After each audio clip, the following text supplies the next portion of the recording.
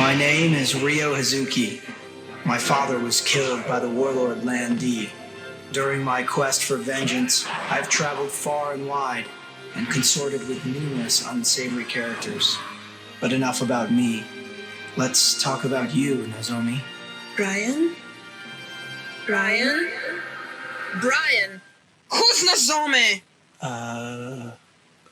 GDEMU on Dreamcast, rated T for teen. Shut up!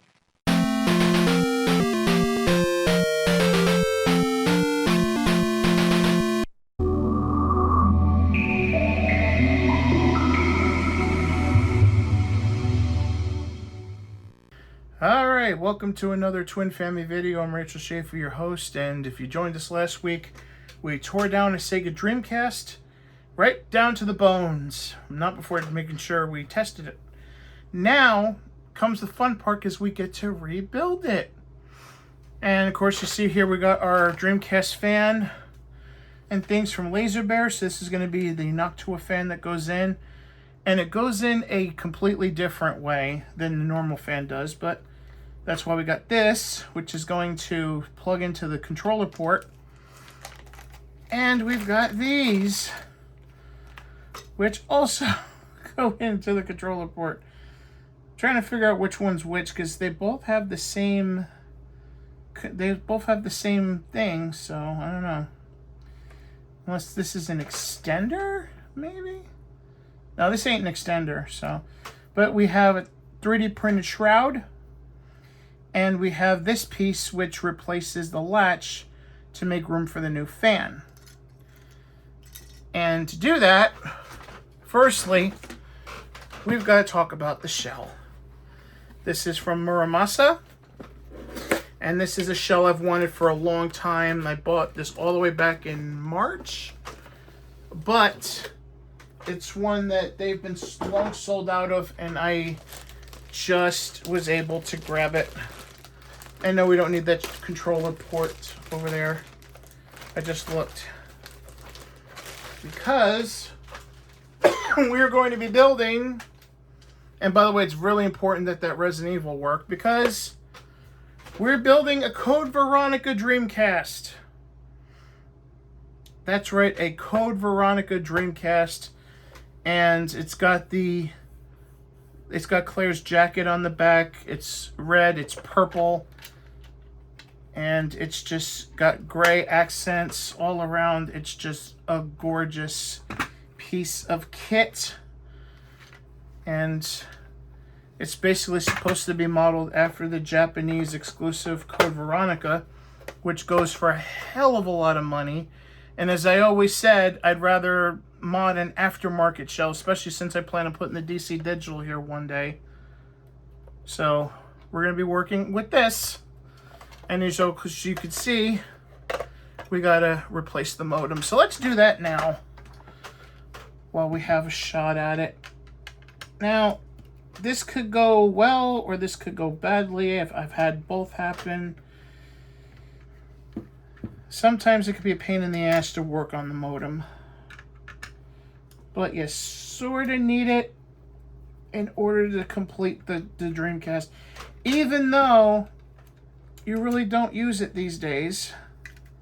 Still. Come on. Because the hardest part is manipulating out the jack. And making sure the shielding stays intact. Come on. Come on. I don't know if they glue it in here or what the fuck they do, but it's a pain in the butt. There we go. We got it. And the biggest pain in the butt about it is the shielding, because it's not one piece, it's this. So you literally have to make sure it's a thickness enough that you could protect it. And I think I have something in here that went loose. So off the bat, that's not good. It's the crystal. Well, shit. Fuck me. Oh well. That's fine, because we don't use the modem anyway. This is more for decoration. So we're just gonna pop her in here. If I want a working modem down the line, I'll do this again. So, and you got to make sure that the holes, there's pegs in the back here that go with this. You could tell that was dry rotted, that was waiting to come out. And the modem's a pain in the butt. A few minutes later. I think we got it in. Yeah, we did. We got her in. Okay, now let's screw her in.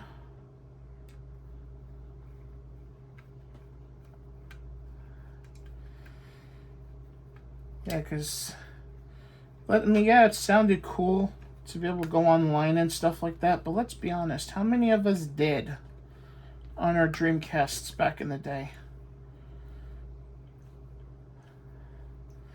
How many of our parents actually had us go on the internet on their Dreamcasts? No one I knew. And let me tell you something. Say it before, say it again. My godmother was an actress. Like basically a little sister to my mother. And even she didn't go online with the Dreamcast.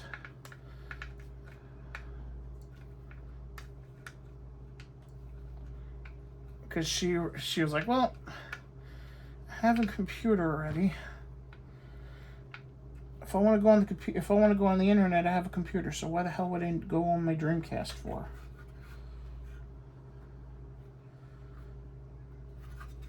And even PlayStation didn't have internet until later on. So this looks okay.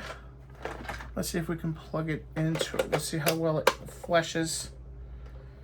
And it's a little off over here, but that's to be expected. I've never seen an aftermarket solution where the modem replacement is fleshed out. I've never seen that happen, so. And you see, it looks fleshed in, but some reason it's not. So that's fine. I can live with that because that's happened. So now we're going to start also working on the top. And the reason why is we need to replace this. And this is what we would need to replace to put the shroud on for the new fan. So we're going to be really careful with this. It does have a hook, so it's easy to put back on. And we're going to be reusing the screws as well as that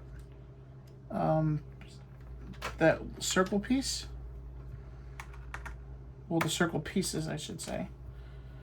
So we just got to be careful in doing this. So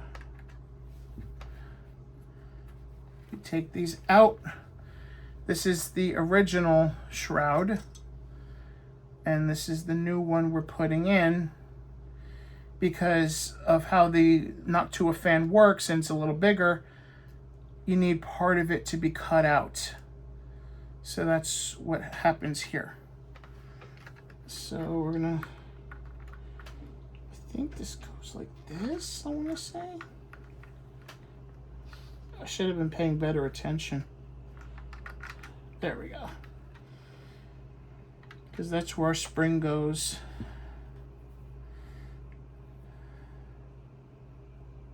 Now obviously you want to thread it correctly and putting it back.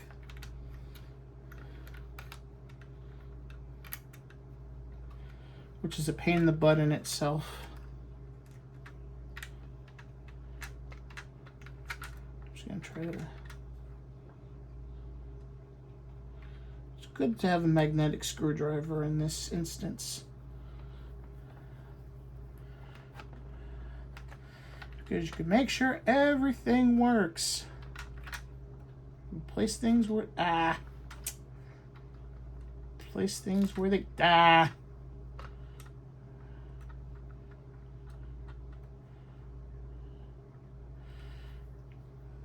Come on. Place things where they need to. And hopefully you should have a decent solution. And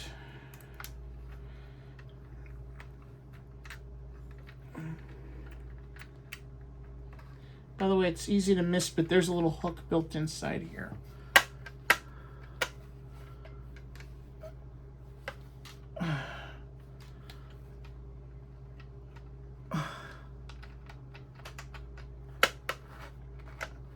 Doesn't really close too well though.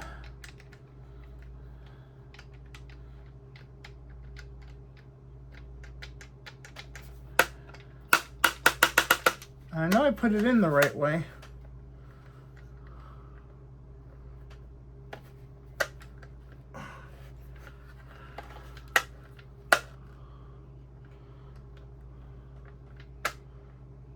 Huh. I know I put it in the right way because this is the hook for the, that's the hook for the device there. And if, shit. So, it's not hooking too well to this.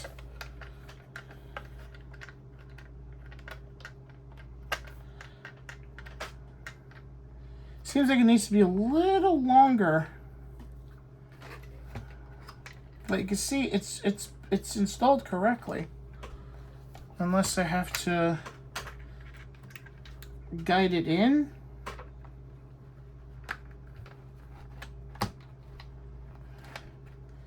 And then do it. Because now it seems like it's working. Let me try to...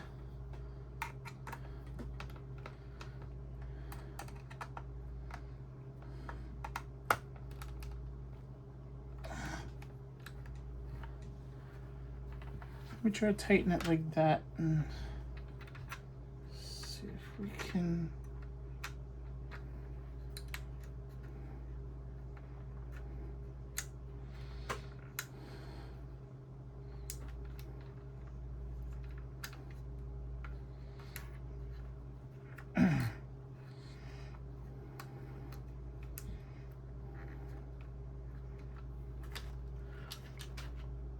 All right. Okay, so now it's working. Well, the only problem I have is when it shakes, then it doesn't stay closed. So that is a little bit of a problem.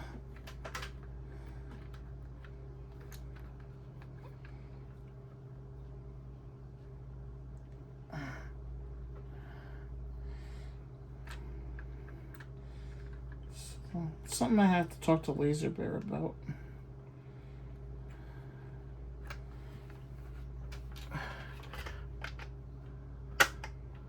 Okay, so far it's working. What I did was I increased the, if you see, I increased the tension on, damn it. I made the spring shorter. Which you can do. So I increase the tension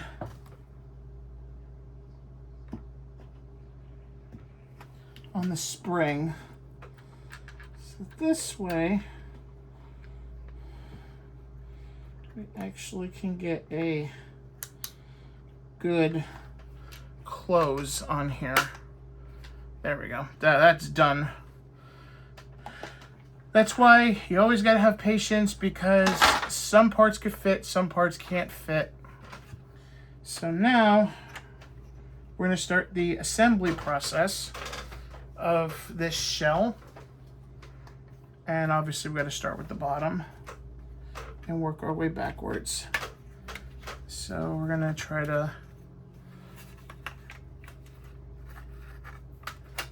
get her in here. Because another thing you gotta understand, these are aftermarket parts.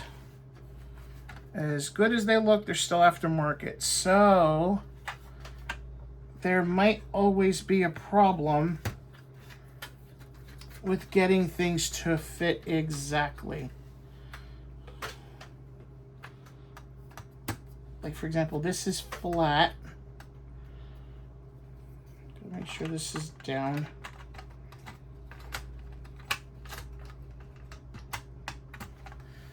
Because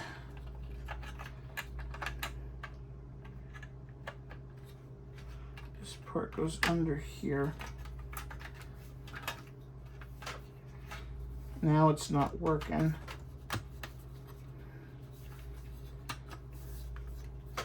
There we go. It should be flush. All right, now we're going to take this board.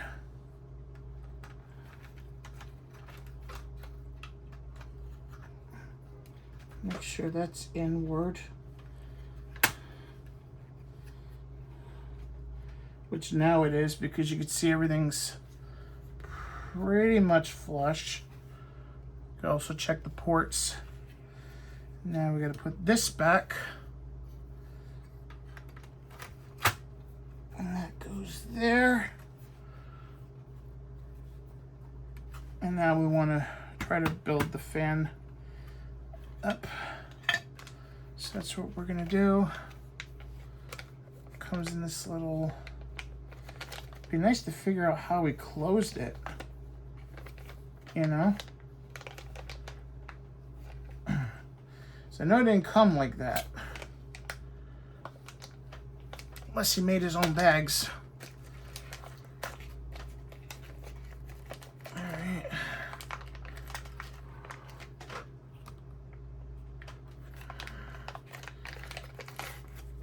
Alright, so this is what we're going to use the knot to a fan. And we're going to have to route it in such a way. Now it's best to take the outside shroud, because I believe this is how it operates.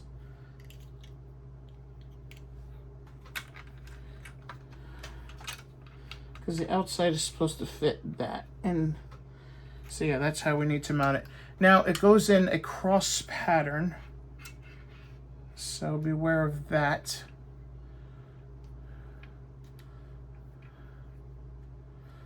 Let me see here.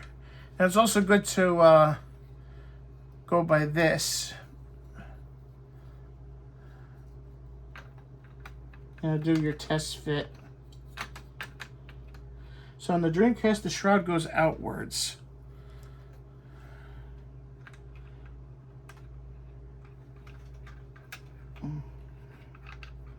Okay. So that's how it works here. So you want to make sure, so the blades would go inwards. So that's how you want to mount it. And there's this big friggin' screw here that you would use for that.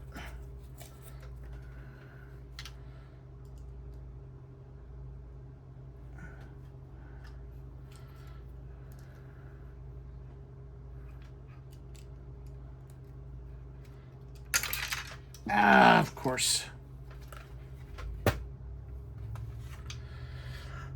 And of course, since it's a 3D print, you want to be careful, but at the same time, you want to pre-install it, basically. Like, you want to make the hole a little bit wide, so you can mount this correctly.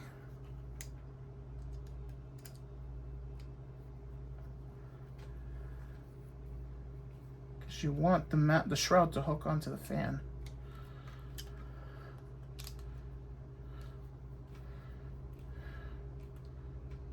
Because this is going to be a tight fit. And see, some of the rubber came off in my hand, but that's fine. That's fine. This thing with this dry fitting the parts is essential.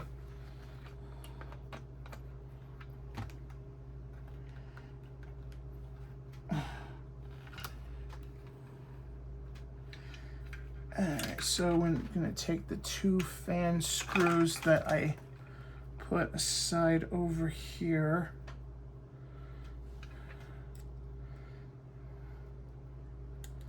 Because one needs to go underneath, which is going to be fun.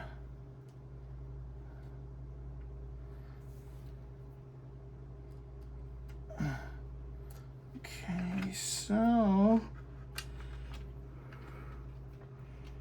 again, you want to, since this is a tight fit,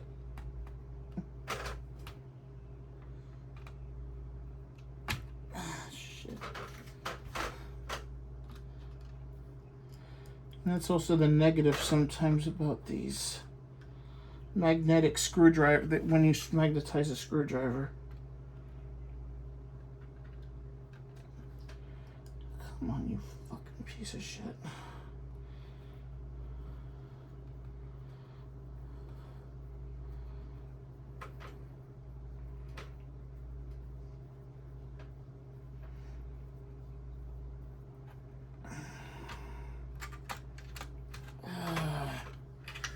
I'm going to take this off.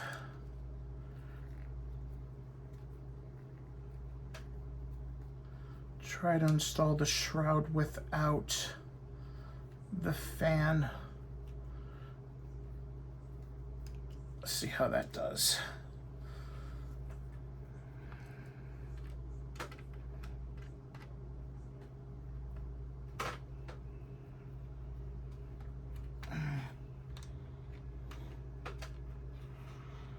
Okay.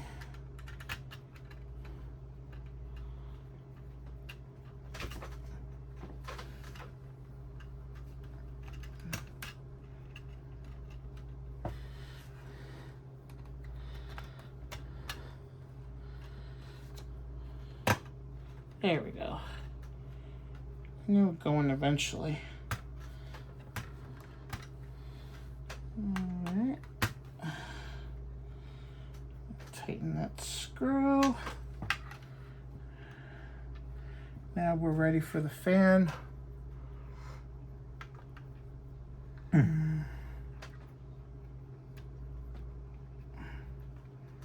Just set it down here.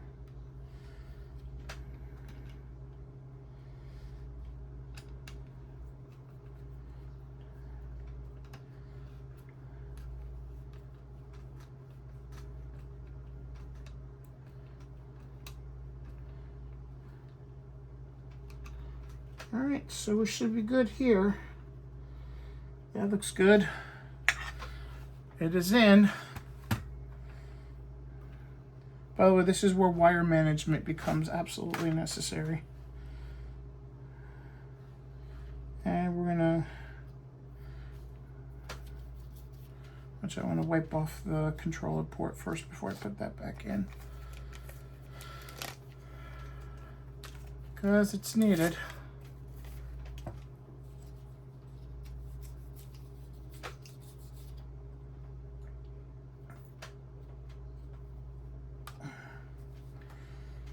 Alrighty. Oh, of course. Come on.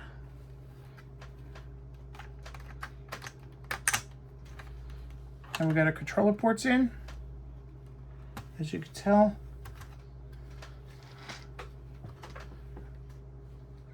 Oh yeah, I forgot to screw everything else back in. See, sometimes even I could screw up.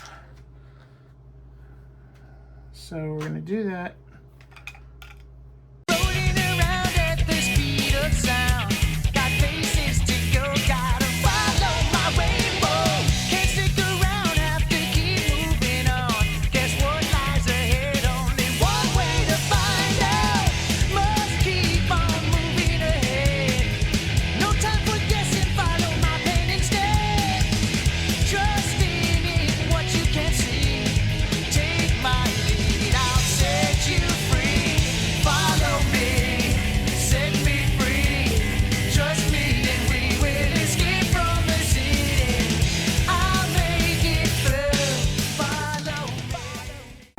should be good here. Just gotta put the controller port back in. The screws for that.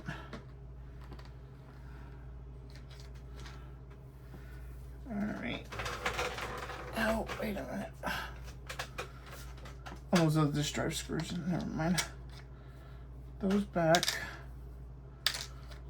This is why it's good to organize your stuff, because now you see there was a situation where we needed to do that.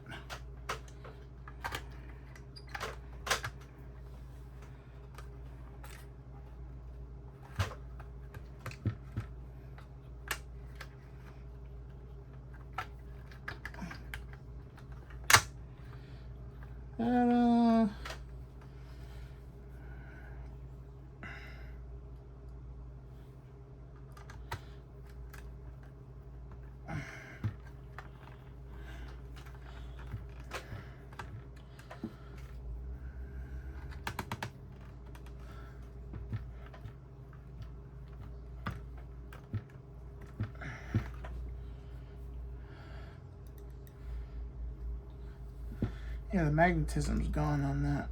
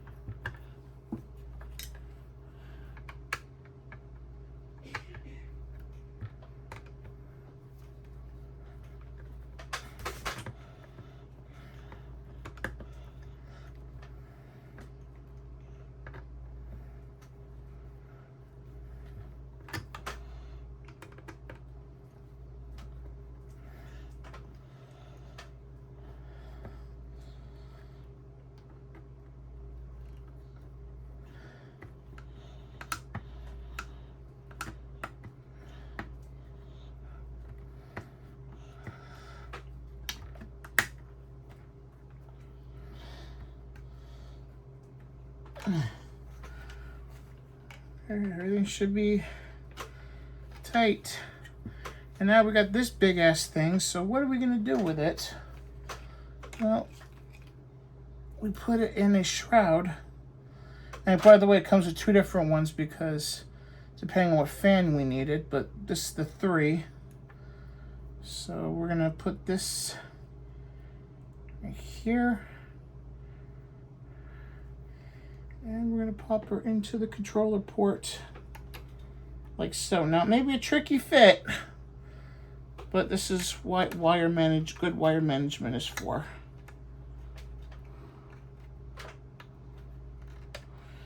So later on, we just got to learn to manage the wires, which is going to be easy to do. It's going to be a lot easier considering that, you know, we're going to have the GDEMU in here.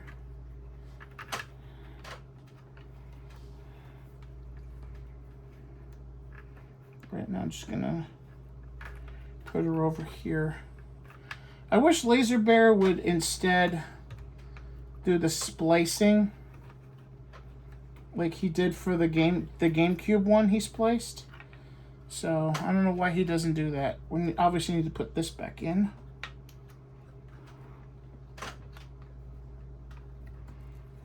And be careful. Go.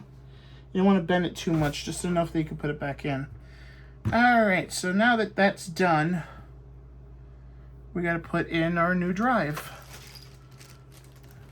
And that's where this comes in. This is the GDEMU set for the Dreamcast. Alright, so that's it for this week. Next week, we're going to put this in the GDEMU. Stick around. Until next time, Rachel Schaefer signing off.